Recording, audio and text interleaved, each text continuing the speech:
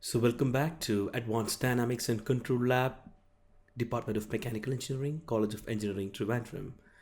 This is the continuation of the lecture series on dynamic analysis on multi-degree of freedom spring mass system. We have already performed a model analysis of a two mass spring system in the previous lecture. In the present lecture, what we are going to do is to solve a problem from verification manual, that is VM90, as you can see over here. Now, VM90 gives the harmonic response of a two mass spring system. This is also taken from the same textbook, W.T. Thompson, Vibration Theory and Applications. Now, this type of analysis, which is going to give something like an FRF, or a frequency response function, that is, frequency is on the x-axis and the displacement, is called harmonic analysis. In the previous analysis, we have done a modal analysis. In this lecture series, we will be demonstrating how harmonic analysis can be performed on such a system.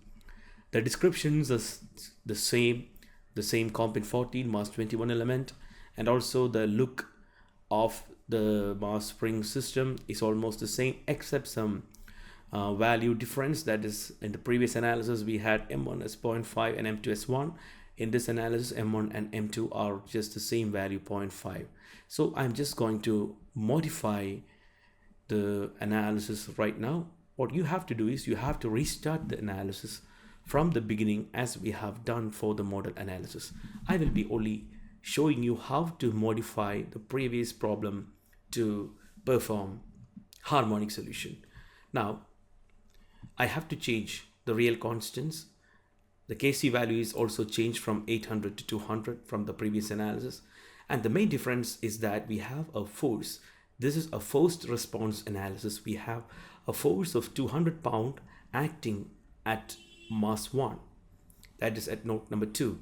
We have F1 sine omega t, where F1 is having a magnitude 200 and it will have a frequency sweep also. The aim is to determine the response amplitude xi and the phase angle phi I for each masses of the system as shown. Now the harmonic force is F1 sine omega t. In a harmonic response, we will have a frequency range. Now the spring lengths are arbitrarily selected and are used only to define the spring direction. As I have already pointed out, there is no point in the length of the spring, and it is just for the direction purpose. Now the frequency range for this analysis will be from 0 to 7.5 Hertz, but the solution having a substep of 0.25 Hertz, that is having a 30 substeps. So what do you mean by substeps is that this substeps will determine the frequency resolution. That is, we will start from 0 value and go to 7.5 Hertz in 30 steps. That is, each step will have a value of 0.25 Hertz. This frequency resolution helps us to determine the peaks in this graph. These peaks will be determined within an accuracy of 0.25 Hertz. That's the meaning of that. Now let us come back. These are the results which we are supposed to get. And let us come back to our problem.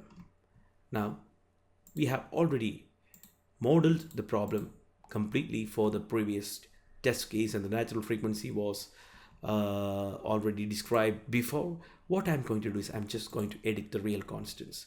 Now, the real constants for mass, that is set number 1, I can edit it. And the value is 0.5, that is correct and the same. And set 2 is also being edited. Now it is being changed to 0.5 for our problem described in the verification manual. So you can see over here, this is 0.5, and all the values of spring stiffness are 200. So we have to modify number 3, edit comp 40 is 200, that's correct. Go to 4, edit comp 14, that's also 200, and 5, edit comp 14, and we have to change it to 200. Now we are done with the modeling, since the rest of the things are same as before we have done for model analysis. The same problem, the same masses, and the same spring orientations and boundary conditions. The main difference is that we have a force at node 2 which is of magnitude 200 pounds. Now we have to input that. How to do that is to go to solution, define loads, apply force moment on nodes. Pick on node number 2 and press OK. We have a force in the positive x direction having a magnitude of 200 pounds. So I can directly give the value 200 over here. This means the force will act in the x direction, positive x direction, having a value 200. Now that models the forcing function, and the next step is to change our analysis type. Go to new analysis and change the option to a harmonic analysis. Press OK. Go to analysis options. We are doing a full option. We are not going to reduce. We are not going to deal with reduce metrics. We are just doing the full option. Press OK and press OK. Next is to define the lot steps. Press on lot step options. Go to time frequency. Press on frequency and substeps. Now the frequency range is going to be specified over here. It is already set in our verification manual that we have to sweep from 0 to 7.5. I'm just giving the same value, and the number of substeps is going to be given as 30. Now we have two options. We can either ramp or we can go with the stepped method. Ramped means the force will change value. That is, we have given 200 pounds. So if we are giving ramp, the force will be ramped from 0 to 200 in 30 substeps. But if you're going to stepped, each step will have the force magnitude same, that is 200 pounds. So I'm going with stepped. Press OK button.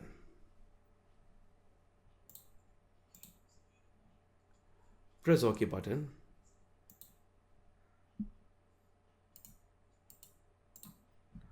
Now we are done with the frequency substeps as you have seen here. If damping was specified, you would have given damping value. Now I'm not going to give any damping value since it is not mentioned in the analysis. So that is all with the solution. Now we have to solve. Go to solution, solve, current lot step, press OK button. It is showing solution done. If you go to the time output window, you can see over here that the operations are being performed like this, starting from we have substep 1 with the frequency increment of 0.25, which is given by 7.5 divided by 30 will give you 0.25 hertz, and we will go up to 30 steps and finally land up in 7.5 hertz in the 30th substep. That is what is happening behind the scenes. Now there's a difference over here in viewing the results. So far we have dealt with general post processor since time or frequency was not coming into picture. Now this is a time based or frequency based. We are dividing into different substeps and we are analyzing for different frequencies over time. And for viewing the results, we have to go with time history post processor. Under time history post processor, we have to view the response of mass 1 and 2 over here.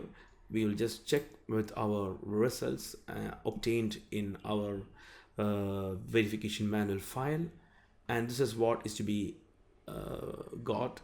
This is what is mentioned.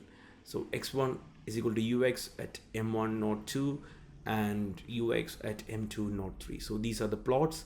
We have node 2 and node 3 to be plotted with ux value of displacement. That's what we are going to do right now.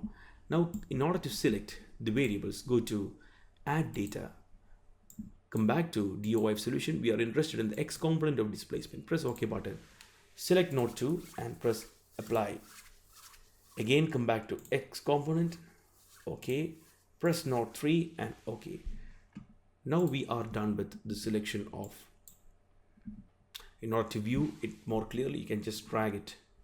Now ux2 and uxt are the x component of displacements of node 2, and in order to plot the data, you can click on graph data. Now this is what we receive. Now you can see over here the peak of the function is occurring at around 3.2 or 3.3 hertz. It is coming around, and for the second peak is coming around 5.5 or something like that. So let us check with the results. It's coming almost the same, 5.5 and 3. The same result. So in order to view the next, go to 3 and graph data. Again you can see it is the same. In order to overlay both, you can select both by pressing Control, and again graph data.